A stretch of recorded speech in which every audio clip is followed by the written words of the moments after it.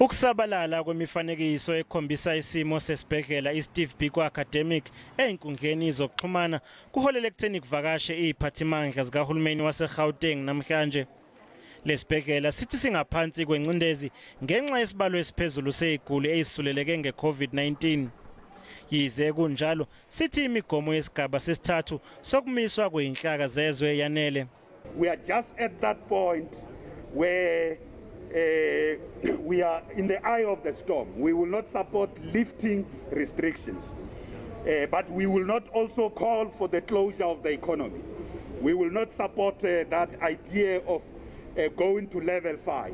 uMakhura uthi balindele ukuthi senyuka isibalo sabatheleleke ngecoronavirus njengoba abantu sebeqale ukubuya kulesifundazwe ngemva kwamaholide. In the last 7 days, admissions in public hospitals in Gauteng increased from around 700 in public hospitals to above 2,000 just in the last 7 days.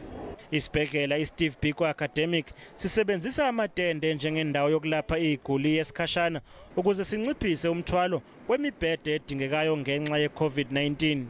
Izisebenzi zezempilo ezikhulume nabezindaba ngasese zizokalise ukungagculiseki ngesimo samatende okugcinwa kuwo iziguli. Kepha isikhulu salesibhedlela uDokotela Mathebula uthe yize lamatende engekho eqophelweni eliphezulu ayalekelela ukuhlenga impilo yabantu abahaqekile. Yes, it may not look optimal and dignified, but did we save lives? Certainly.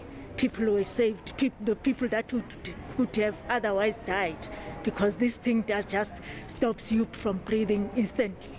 Kusenjalo uhulumeni waseGauteng uthi ususungule ithimba elizophatha umsebenzi wokuhlinzeka ngemigomo uma isifikile kulelizwe.